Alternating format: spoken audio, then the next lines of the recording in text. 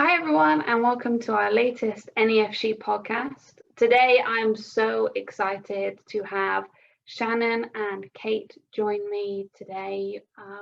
They are two NEFC alumni and they're also now seniors at Syracuse. So we had a great chat with player ambassador Taylor, who joined us, really just about their experience at NEFC, how their college recruitment process went, what life has been like for them at college, and how maybe there are some changes between club and college soccer.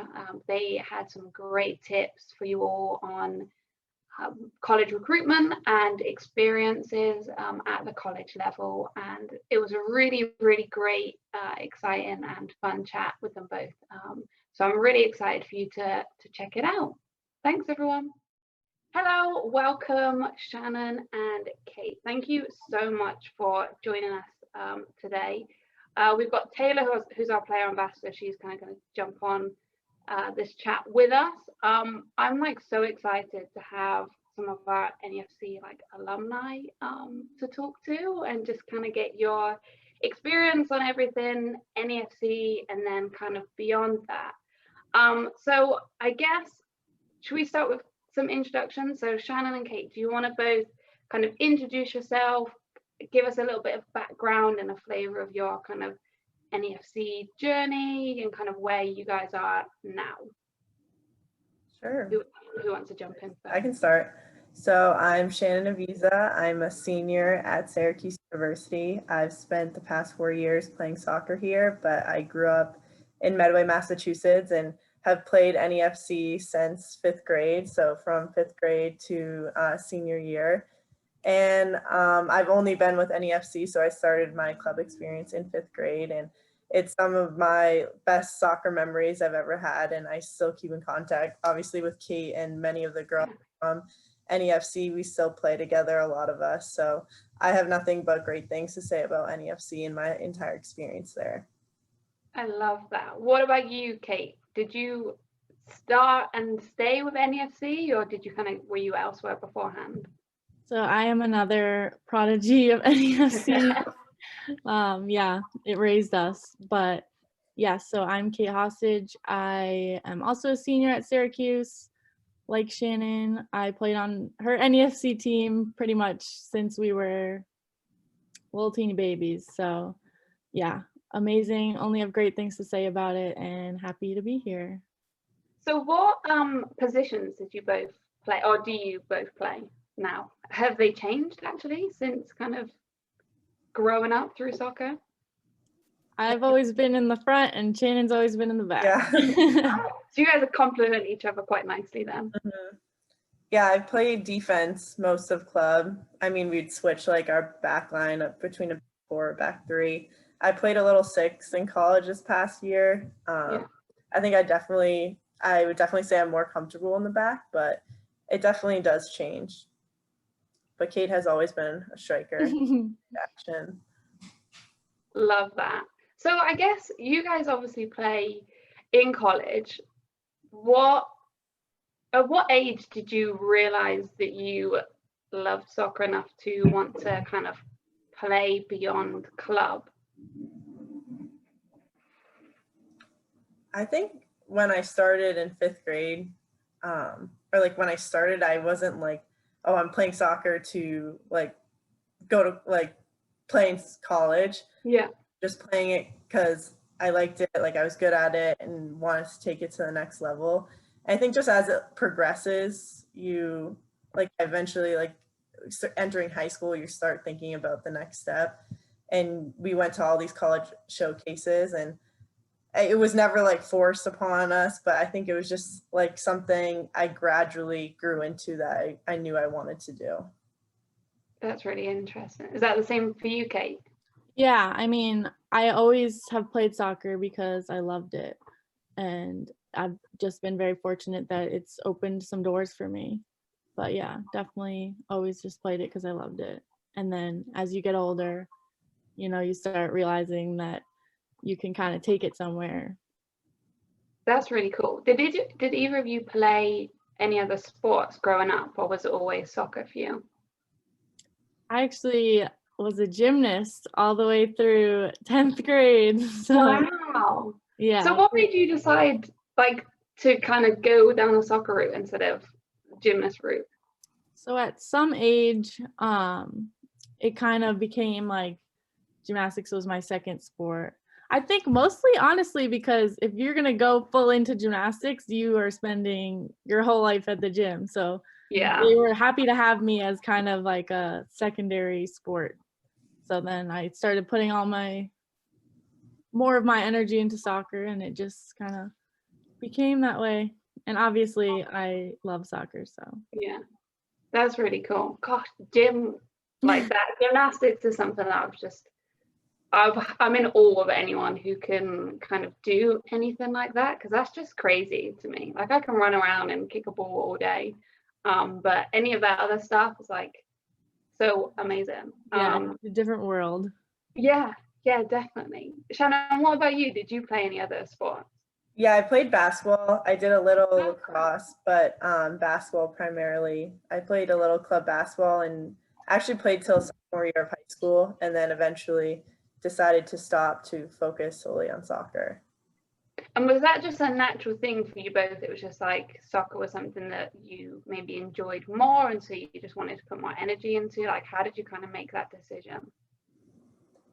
Honestly, I think it was kind of a hard decision for me to do. Oh, really? I liked playing basketball. I only played like in high school. I started only playing more just for my high school, not club. But it was a hard thing to do and solely focus on soccer. But like as Kate said, I love soccer and it's what I wanted to pursue. So I did put more focus on that.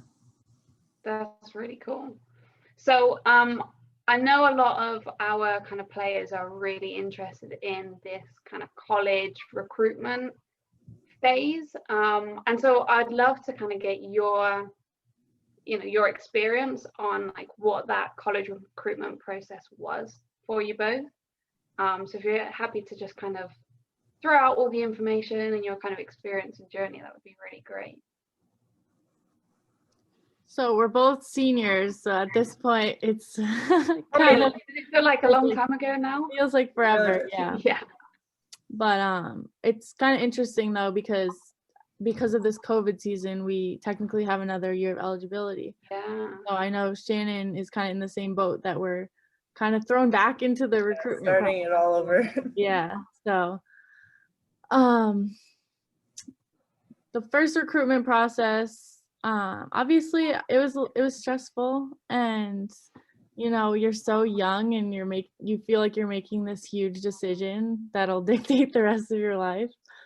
But looking back, I feel like you can get a great college soccer experience at almost anywhere, and a lot of it is kind of, so yeah, that's one little tidbit that I've kind of realized since. I think you got cut out that last sentence, Kate. Yeah, we lost you a little Sorry. bit.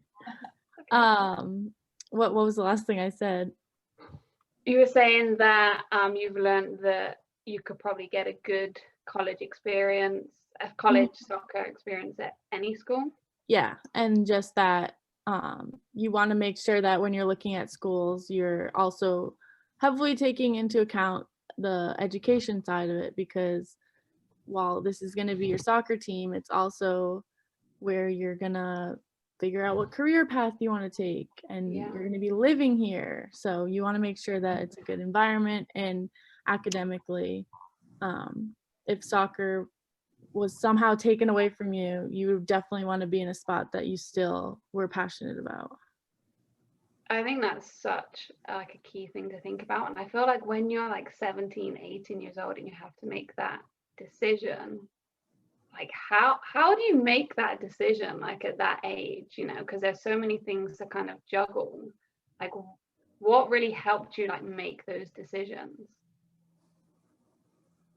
Yeah, I think definitely at such a young age, trying to find the right fit for a school, it's hard to make that decision. I come from a small town in Massachusetts. I remember being like, I don't want to be in a city. Like, I don't think I'd like a city. And looking back, now where I am, I know I would like love to be in Boston or love to be in another city. So I think at that age, it's hard to really know what you truly want, but you have the opportunity to find a good fit for you. And as Kate said, there's so much more, like soccer is a huge part of it, but also the academics, the camaraderie of the team, the chemistry of the team, like the coaches, it's also a big part of the whole process. I think going into the entire like recruitment process, we're just sending a ton of emails. We would go to all the college showcases. It's probably different now with COVID. I don't know if girls are really traveling like we did. And having to send out a ton of emails. And our previous coach, Chris Hamblin, I remember he would have information sessions about it the entire college process. So it was very helpful. And we had a lot of resources to help us as well. What are some of your tips that you might give some of our players that are kind of going through that process now? I think it is definitely helpful to have some sort of film that you can send in your emails. Mr. Hostage had always had film of our games. My dad did video all of our NESC. But yeah, just like Shannon was saying, you can never send too many emails. It doesn't hurt to reach out to, schools that you're interested in. You don't have to just sit around and wait for people to come to you. You can be proactive in that decision. So you're both obviously now kind of are you both going through that recruitment process now that we have kind of all the new like COVID regulations? So what's that like for you now? Yeah, I think Kate and I both went into the transfer portal. So just having to like write those emails again. I remember I actually wanted to go back in my Gmail account and see how I emailed college coach before. So yeah, definitely it's a similar process. I think as Kate said, like a highlight film counts. I remember my dad putting one together, and it wasn't that hard. It is hard to sometimes get film. We were lucky to have Mr. Hostage to film a lot of it. Nice. And then in college we have a lot of film as well. But even like I remember my dad would help me a lot. He was like the mastermind behind all the emails, helping of what to say. And he we would write out like exactly what my schedule was, like where the games were, like addressing each coach directly, like and following up as well, and just like shooting your shot really, and see what's interesting. You see what lists of schools are at games or at the showcase, and ones that you could potentially be interested or maybe not even interested in. And I remember Chris Hamlin saying, or maybe it wasn't Chris, but reach out to Division I, Division II, Division III schools. Like, don't have your heart set on this one school or put all your eggs in one basket and it not working out. There are plenty of D3 schools who beat D1 schools. Like that doesn't like the quality of the program isn't based on what division they're in. I think that is actually such an important like kind of message, is that just being open to other schools, and maybe not necessarily thinking just because you've had your heart set on one school for however long, like just be open to possibilities elsewhere, which I think is really, really cool. So obviously you're both at Syracuse. What was the decision like behind that? Like, why did you choose that school over others? I remember they kind of ghosted me for 6 months before I committed. I was like, I'm definitely not going there. And then it ended up working out, and I was really excited for the opportunity. That I saw the program going in a good direction at the time. And yeah, I was definitely excited in having the mix of academics that I wanted, as well as a soccer school. And I think Kate was committed at the time too, so that was definitely an added bonus. What about you, Kate? So what had you kind of committed a little bit earlier than Shannon? I think it was only like 2 weeks or something. Oh, okay. I was sent on a mission to because I think Shannon had an offer at the time and I was sent to go close the deal. Nice. You did a good job of closing that. Yeah, no, but yeah, very similar to Shannon. At the time, all the puzzle pieces were aligning and it just was the best fit for me all around. I think Go on, sorry, being in the ACC, like it's one of the best college conferences for women's soccer, and knowing that would be a challenge, and really wanted to play against some of the best girls in the country as well. Yeah, because I think sometimes it's yes, it's important for the own environment that you're in, but also the opportunities that you might have that kind of school provides you, like you said, with going into a good conference and then also playing against some of the best colleges kind of out there for women's soccer is really cool. What are your majors like, and what did you kind of decide, like what did you decide, how did you decide to kind of pursue that major? So I started in the business school and I was undecided, and I really had no idea what I wanted to do. I was kind of that I was gonna be in a major that I wasn't really passionate about or didn't like. And then when they tell you to explore, like freshman, sophomore year, take classes that that may interest you or you want to take. I took a class, I think it was like something related to information studies, and I switched my major to get a dual major in, it's information management and technology, a super long name, but basically technology, like IT, and a dual major in marketing. So it took a while for me to find what I wanted to do, but I'm definitely excited for it.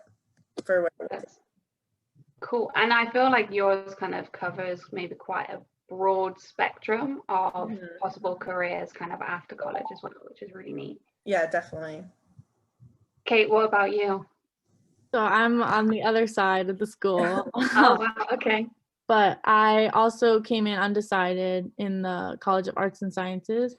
I knew I wanted to do something in the science realm, but I didn't want to lock myself in, which not to say that going in with a major will lock you in, but I just went the undecided route, and I ended up with a biochemistry major.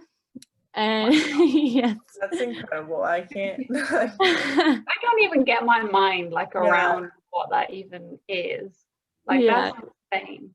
It's been a little rough, but definitely doable to do a science degree and a sport. It was doable. So yeah, I am planning sometime in the future to apply to vet schools and vet schools. So yeah, that's my track. I love that. That's so exciting. Oh my goodness. Taylor, hit us up with one of the questions that you have. Okay, sounds great. So how did you balance soccer in college or even soccer in school before college? If you want me to repeat what I just said, then I totally can't. No, that's a good question.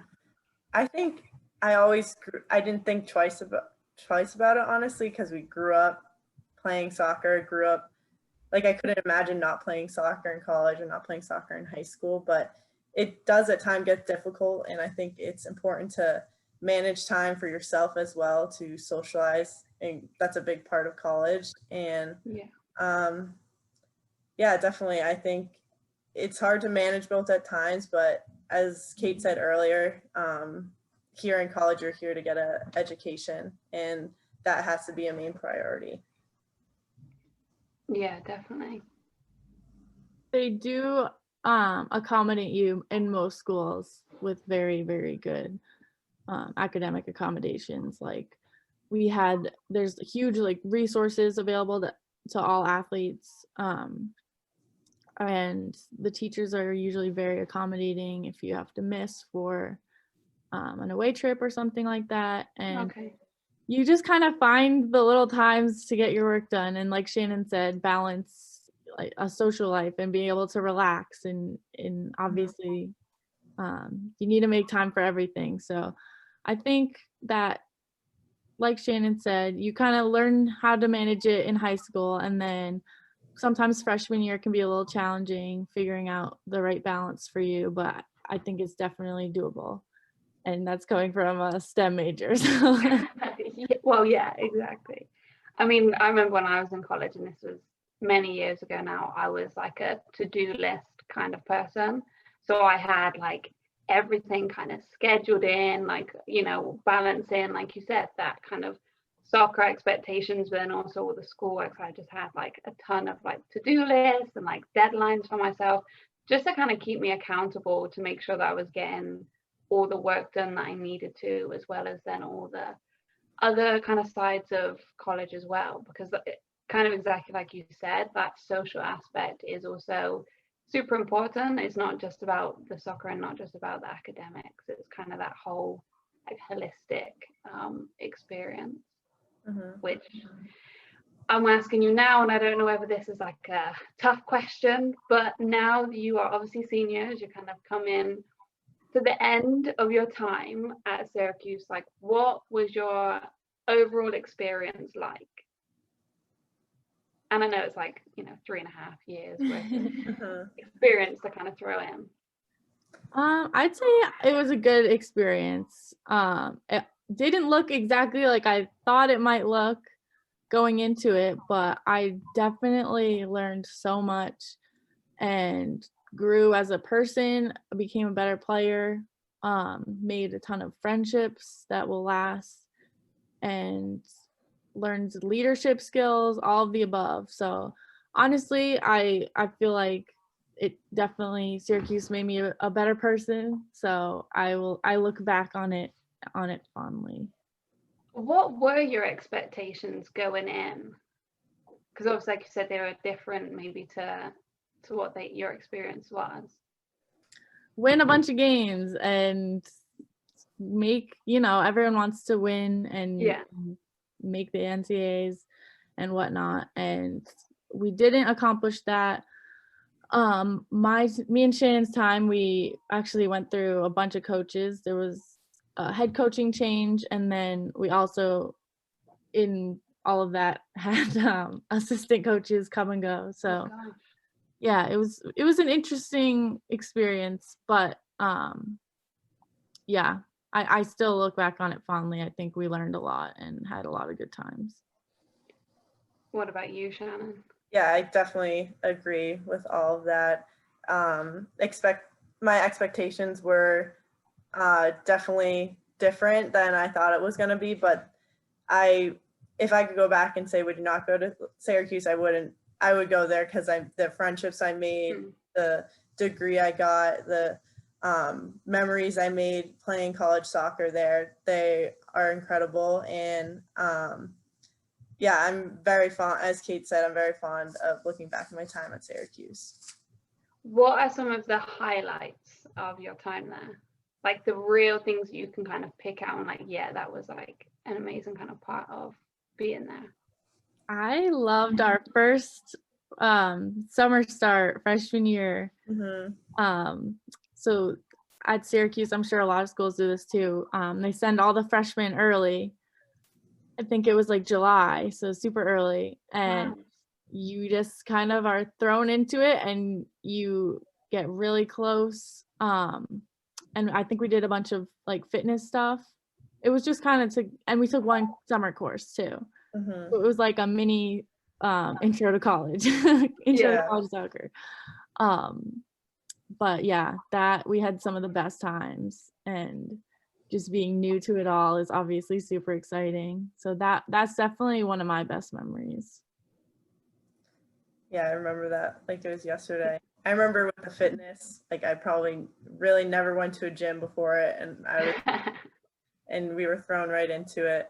And I remember Corey, our strength coach, was like, I didn't know if you would make it at the end, but 2.5 years later, we're here.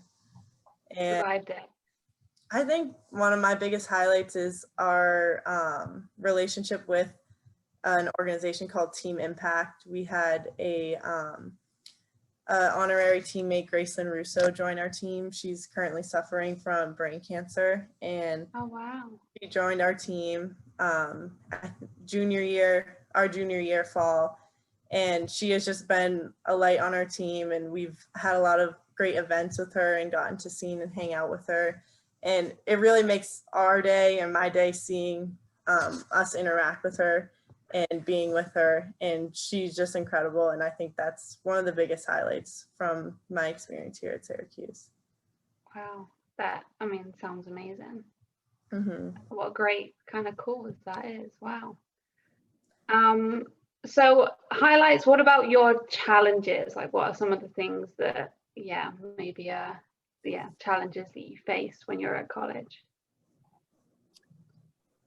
I think a lot of challenges were early on, freshman year, sophomore year, when you're kind of learning everything basically. And yeah, getting thrown to the wolves with the fitness and speed of play is it's a different game, college soccer, than club. But yeah, it's a different game.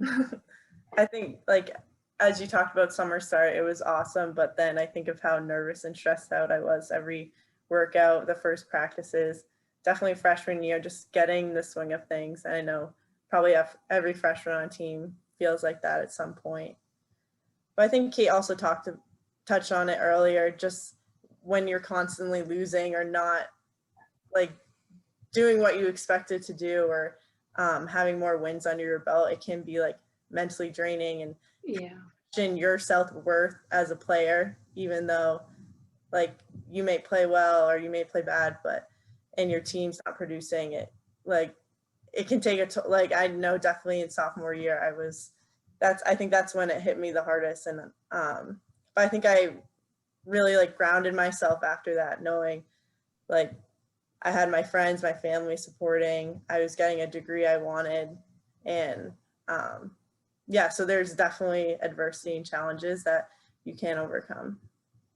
During that time, did soccer kind of become your maybe secondary focus because maybe you weren't enjoying it as much? Did like other things kind of take precedent, or were they probably still on the same level?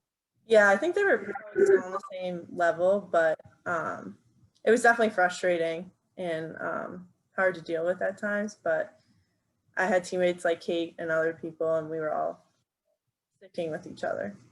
So, yeah. I have to add also, I was a member of the IR for a year. I took a red shirt my junior year because I tore my ACL.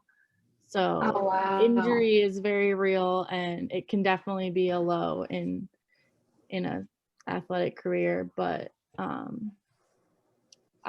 we had a tremendous staff, and my teammates were so supportive, and so it wasn't an end road. I came back from it. I played my senior year, so I wouldn't say that it's necessarily a bad thing that happened to me, but definitely injury is possible, and it can be devastating, but it's not the end road. Especially kind of like an ACL injury as well. It's like such a huge injury for athletes. I'm so glad that you're kind of back playing and kind of, recover through that, because I know that is a long injury to kind of overcome. And I mean, I've never experienced it myself, but I know a lot of athletes that have. So yeah, like fair play to you for just kind of powering through it and getting yourself kind of back to where you are now. That's awesome. I know, Kate, you touched on it kind of a little bit earlier on, talking about like the differences between club and college, like soccer. Mm-hmm. What were like those differences that you found? Well, speed of play, and obviously playing with older girls, bigger girls, stronger girls. In club, especially senior year, you're kind of used to being one of the better ones on your team or one of the better ones on the field. And so when you step foot into the college game as a freshman, it's a bigger pond. You're not the big dog anymore, no matter how good you are. So I feel like learning to adapt, but still maintain confidence because it's easy to also get down on yourself as a freshman. But yeah, that balance of entering a new world. Yeah. I think Kate nailed that. Also, you see your club friends or club teammates twice, 3 times a week, depending if you have a game, and you're with these girls basically every single day. So just different, like socially as well. But all she said soccer-wise too, like speed of play and still having the confidence. It also becomes kind of not a job, but it does take up half your life because you live there, you live with your teammates, you have all sorts of soccer responsibilities outside of just practice. So it kind of becomes your life in a good way, but it's different than high school. Was it difficult kind of socially? Obviously you were saying that you're kind of with these girls all the time. Was there ever any challenges or actually was it fine? I think there's always challenges when you're so close to, I mean, these people become your family, and so Yeah. you are living with them for 4 years, so obviously you have to navigate all of the challenges that come along with that. But we didn't have any serious issues or anything like that. We were really lucky to have such a great group of girls that we kind of grew up with along the way. Because it's not just you two from NEFC, right, that are at Syracuse. So who else, of our NEFC alumni are kind of with you in this on this journey? An old school alum, Kenzie Vlaco, she eventually went to, but and she came back for what was it, summer soccer. Yeah, I think she was with us until maybe we were 13 or 14. Mm-hmm. And then the irony that we all committed to the same school is pretty funny. And then wow. Jenna Tibnan, a year younger than us. So there's just like NEFC taken over Syracuse by the sounds of it. Mm-hmm. I guess so. Yeah. So obviously kind of COVID pandemic. And I know you guys being seniors, like probably sucks in terms of timing for you. Like what has that been like during your senior year with kind of everything going on with COVID at the moment? Yeah, definitely not ideal for a senior in college, but the overall like magnitude of the situation is there are far worse situations, and everyone's health is the #1 priority. But I think looking back on this fall, just being able to get the opportunity to play games in our final season, I know a lot of teams didn't get that and they're hoping it may not happen. So I was just grateful to be able to play those games. Obviously not ideal, not what I saw my senior year of college going like, but I know we're all making the most of it. Yeah. And are you both planning, kind of what are your plans beyond this final year? Like, are you planning on kind of sticking around, doing postgraduate studies? Kind of what are your plans? I'm personally not too sure yet. I'm definitely exploring the option of grad school and playing soccer, or possibly just working and applying to vet school. But yeah, we'll see. I don't know. Keeping the options open. I like that. What about you, Shannon? I just committed to play at St. John's with my sister. It's in Queens, New York. Oh, wow. Congrats. Yeah, so I'm definitely very excited about that. And I'm planning on applying to the cybersecurity school for grad program. But I still have to apply and get in. But that's exciting. I'm definitely very excited. What is it going to be like for you playing with your sister? Like, have you thought about that? Like, is that going to be okay? Yeah, I think it will be great. We actually played together in high school, so it's something we're both familiar with, and I have a great relationship with her. And I remember before the head coach, Ian, he said before he even pursued it, he wanted to make sure it was okay with Isabel. So that makes sense. Yeah, so there's no turning back now. That's it. She agreed to it, so. Yeah, but I'm definitely very excited. And she also played NEFC. Wow. That's cool. That's really exciting. Well, like, good luck with that and the kind of next step.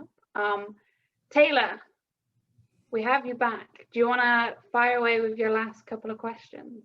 So what kind of mindset do you need to be successful at college? That's a great question. I think that obviously it's really important to be passionate about soccer and love what you do. That's the reason why you will get up at 5 in the morning to go run fitness. At the end of the day, you love the sport. But yeah, staying hungry, wanting to learn, kind of going into it with an open mindset. Because throughout your career, you probably will have different roles to fill on the team. You know, freshman year role is going to be different than your senior year role. And for me, like when I was injured, I had a completely different role. So just being open-minded and hungry to win and learn and improve and to love the game. So yeah.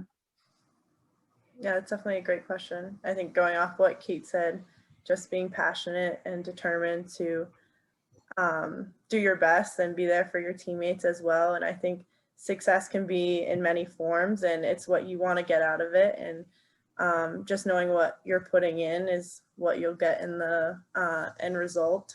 And yeah, definitely just enjoy it as much as you can. So any tips for young soccer players aspiring to play college soccer? I would say another tidbit that when we were going through the process, but I remember being told that say you had a season-ending injury at your college the first freshman year, first semester, would you still enjoy being there and like the school you're at?